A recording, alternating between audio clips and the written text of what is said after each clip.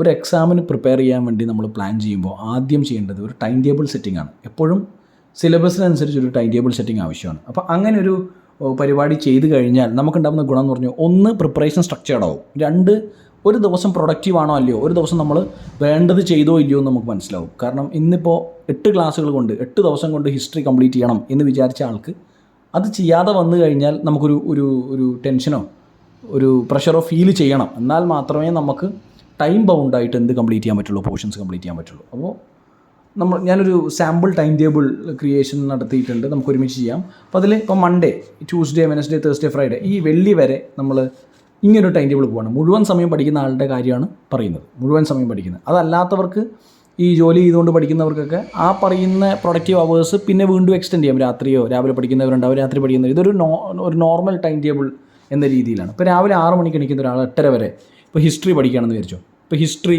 നമ്മളൊരു സ്ലോട്ട് കൊടുത്തു, ഹിസ്റ്ററി. അത് കഴിഞ്ഞിട്ട് 9:30 to 1 ഇത് വലിയൊരു പീരീഡാണ്. ഈ പീരീഡിൽ വേണമെങ്കിൽ നമുക്ക് മാത്സ് കൊടുക്കാം. മാത്സ് എല്ലാമാണ്, മാത്സിൻ്റെ എല്ലാതരം കോമ്പണൻസും ഉണ്ടാവും. 2:30 to 5:30 എന്ന് പറയുന്നത് നമുക്ക് വേണമെങ്കിൽ കറണ്ട് അഫയേഴ്സ് കൊടുക്കുക. കാരണം ഉച്ചക്കത്തെ ഒരു പരിപാടി ആയതുകൊണ്ട് ഇൻട്രസ്റ്റിംഗ് ആയിട്ടുള്ള എന്തെങ്കിലും എന്ന രീതിയിലാണ്. 7:30 to 11 മണി വരെ വേണമെങ്കിൽ ഒരു സ്ട്രെച്ചിൽ സയൻസോ അങ്ങനെ എന്തെങ്കിലും നോക്കാം. ഇങ്ങനെ ആകുമ്പോൾ സാറ്റർഡേ സൺഡേ നമ്മൾ ഒഴിച്ചു വിടുകയാണ്. History, maths, current affairs, science. ഇതിൽ ഷഫിൾ ചെയ്ത് അങ്ങോട്ടും ഇങ്ങോട്ടും ഒരാഴ്ച ഹിസ്റ്ററി എല്ലാ ദിവസവും ഉണ്ടാവുകയാണെങ്കിൽ നമ്മൾ പ്ലാൻ ചെയ്യാണ് 8 ക്ലാസ് കൊണ്ട് മുഴുവൻ ആൻഷ്യൻ്റ്, മോഡേൺ, കേരള, അതുപോലെ തന്നെ മെഡീവിയൽ, ഇത്രയും ഹിസ്റ്ററി പോർഷൻസ് നമ്മൾ പഠിക്കേണ്ടത് പ്ലാൻ ചെയ്ത് വെക്കുക. ഒരു 10 ക്ലാസ്സിനുള്ളിൽ തീർക്കണമെങ്കിൽ ഈ ടൈം ടേബിളിൽ ഹിസ്റ്ററി എവിടെയൊക്കെ വരണം, ഏത് ദിവസം വന്നാലും മതി. പക്ഷേ മാക്സിമം സമയമെടുത്ത് ആ ഹിസ്റ്ററി എന്ന് പറഞ്ഞത് മാക്സിമം 2 ആഴ്ച അല്ലെങ്കിൽ 10 ദിവസം കൊണ്ട് 10 ദിവസം കിട്ടുമല്ലോ. അപ്പോൾ എന്ത് ചെയ്യാം, തീർക്കുക. ഇങ്ങനെയാകുമ്പോൾ എന്താണ്, 5 ക്ലാസ് ഒരാഴ്ച, 5 സ്ലോട്ട്, ടൈം സ്ലോട്ട് നമ്മൾ ഹിസ്റ്ററി പഠിച്ചിരിക്കുന്നു. അങ്ങനെ 2 ആഴ്ച ചെയ്യുമ്പോൾ എന്ത് പറ്റും, 10 ക്ലാസ്സോളം 10 സ്ലോട്ടോളം നമ്മൾ ഹിസ്റ്ററി പഠിച്ചിരിക്കുകയാണ്. ഇതിനിടയിൽ തീർക്കാൻ പറ്റുന്ന എത്രയാണോ അത് തീർക്കുക. മാക്സിമം ആയിരിക്കണം, മാക്സിമം തീർക്കണം. അതുപോലെ മാത്സ് നമ്മൾ എന്നും ചെയ്യേണ്ടതായതുകൊണ്ട് മാത്സ് ഒരിക്കലും മുഴുവനായിട്ട് നമുക്ക് ഒരു ടൈം ടേബിളിൽ നിന്ന് ഒഴിവാക്കാൻ പറ്റില്ല. കാരണം അതിൻ്റെ വെയിറ്റേജ് അങ്ങനെയാണ്. അതുപോലെ തന്നെ ഏതെങ്കിലും ദിവസം മാത്സ് കിട്ടോ, മാത്സ്. അപ്പോൾ ഇത്രയും ദിവസം മാത്സ് നമ്മൾ എഴുതിയിരിക്കുക. അപ്പോൾ മാത്സിനും എത്രയായി, 10 ക്ലാസ്സായി. പക്ഷേ മാത്സിന് 10 ക്ലാസ് പോരാ, എല്ലാ പ്രാവശ്യവും നമ്മൾ ഇൻക്ലൂഡ് ചെയ്യേണ്ടി വരും. ഈ പറയുന്ന ഹിസ്റ്ററി 10 ക്ലാസ് കൊണ്ട് നമ്മൾ 10 ടൈം സ്ലോട്ട് കൊണ്ട് തീർക്കുകയാണെങ്കിൽ, ഒരു വട്ടമെങ്കിലും മെജോറിറ്റി പോർഷൻ തീർക്കുകയാണെങ്കിൽ നമുക്ക് എന്ത് ഗുണമുണ്ടാവും, ഈ പറയുന്ന സമയത്തെ, ഈ പറയുന്ന സമയം, ഈ ഹിസ്റ്ററിൻ്റെ സ്ലോട്ട് നമ്മൾ മറ്റ് സബ്ജക്ട്സ് വെച്ച് മാറ്റാൻ പറ്റും. ഇപ്പോൾ ജോഗ്രഫി എടുക്കുന്നില്ലെങ്കിൽ കോൺസ്റ്റിറ്റ്യൂഷൻ എത്ര ആഴ്ച വേണം. പൊതുവേ ഈസി ആയിട്ടുള്ള ചോദ്യങ്ങൾ ചോദിക്കുന്നൊരു ഭാഗമാണ് കോൺസ്റ്റിറ്റ്യൂഷൻ. അതുകൊണ്ട് തന്നെ കോൺസ്റ്റിറ്റ്യൂഷൻ ഈ പറയുന്ന ഈ 2 ആഴ്ച കൊണ്ട് തന്നെ എന്ത് പറ്റും, കോൺസ്റ്റിറ്റ്യൂഷൻ തീർക്കും അല്ലേ. കോൺസ്റ്റിറ്റ്യൂഷൻ തീരാൻ പറ്റില്ലേ. കോൺസ്റ്റിറ്റ്യൂഷൻ 5 ദിവസത്തെ ക്ലാസ് കഴിഞ്ഞാൽ കോൺസ്റ്റിറ്റ്യൂഷനും ഏകദേശം ഒരു റൗണ്ട് അത്യാവശ്യം പഠിക്കുന്ന ഒരാളാണെങ്കിൽ നമുക്ക് ബേസിക് കാര്യങ്ങൾ തീർക്കാൻ പറ്റും. അങ്ങനെയാണ് 10 ക്ലാസ് 2 ആഴ്ച എന്ന 2 വീക്സ് നമ്മൾ എടുക്കാം. 2 വീക്സ് കൊണ്ട് എന്തൊക്കെ തീർക്കാൻ പറ്റും എന്നുള്ളതൊന്ന് ആലോചിച്ച് നോക്കിയാൽ. മാത്സ് 10 സെഷൻ കഴിഞ്ഞു, കോൺസ്റ്റിറ്റ്യൂഷൻ 10 സെഷൻ കഴിഞ്ഞു എന്നാലോചിക്കുക. സയൻസൊക്കെ ഈ പറഞ്ഞ പോലെ വേണമെങ്കിൽ ഇപ്പോൾ ഇതിൽ സയൻസ് നമ്മൾ എഴുതിയിട്ടുണ്ട് അല്ലേ, സയൻസ് എഴുതിയിട്ടുണ്ട്. ഇപ്പോൾ സയൻസ് ഇപ്പോൾ നമ്മൾ ഇവിടെയും കൂടെ 2 ക്ലാസ്, അല്ലെങ്കിൽ ഇവിടെ സയൻസ് എന്ത് പറ്റും, സയൻസും എത്രയായി,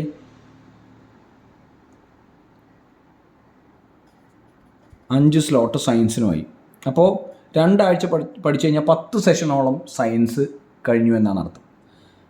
അപ്പോൾ ഇനി നമ്മൾ നോക്കുക, 2 ആഴ്ച കഴിഞ്ഞാൽ ആഫ്റ്റർ 2 വീക്സ് നമ്മൾ ഒരു മിനിമം കാര്യങ്ങൾ ഏതിലൊക്കെ പഠിച്ചിട്ടുണ്ടാവും, ഹിസ്റ്ററി പഠിച്ചിട്ടുണ്ടാവും, സയൻസ് പഠിച്ചിട്ടുണ്ടാവും, അതുപോലെ കോൺസ്റ്റിറ്റ്യൂഷൻ പഠിച്ചിട്ടുണ്ടാവും, മാത്സ് പഠിച്ചിട്ടുണ്ടാവും. 2 ആഴ്ചത്തെ ടൈം ടേബിളിന് ശേഷം ഈ പറയുന്ന ഓരോ സാറ്റർഡേ സൺഡേയും, അതായത് ഇനിയിപ്പോൾ ഇതിൽ സാറ്റർഡേ സൺഡേ എന്ന് പറയുന്നത് 2 ആഴ്ചയാണ്, 2 സാറ്റർഡേ സൺഡേ, 2 സാറ്റർഡേയും 2 സൺഡേയും കിട്ടും. എന്തിനാണ് ഉപയോഗിക്കേണ്ടത്, പഠിച്ച കാര്യങ്ങൾ റിവൈസ് ചെയ്യാൻ വേണ്ടി മാത്രം ഉപയോഗിക്കുക. അന്ന് പുതിയതായിട്ടുള്ള കാര്യങ്ങളൊന്നും പഠിക്കരുത്.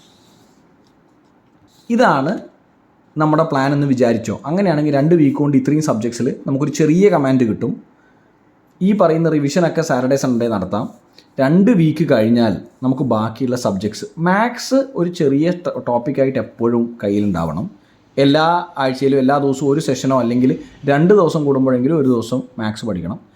ഇത് ടച്ച് വിട്ട് കഴിഞ്ഞാൽ വീണ്ടും പണ്ടത്തെ പോലെ ആവുന്നത് കൊണ്ട് മാത്സ് അവിടെ വെക്കുക. ബാക്കിയുള്ള ടോപ്പിക്സ് ഷഫിൾ ചെയ്ത് 2 വീക്സ് ടൈം ഇതല്ലാത്ത ഇപ്പോൾ ഈ ഹിസ്റ്ററി, സയൻസ്, കോൺസ്റ്റിറ്റ്യൂഷൻ, മാത്സ് എടുത്തു.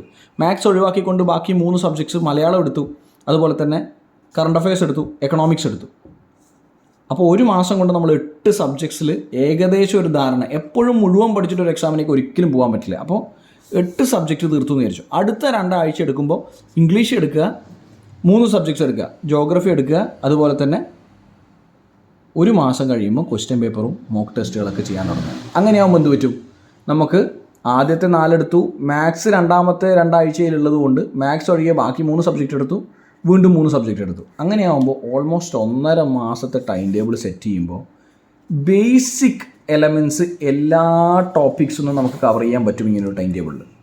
അപ്പോൾ ഇതിൽ നമ്മൾ 2 + 2.5 + 3.5 ഏകദേശം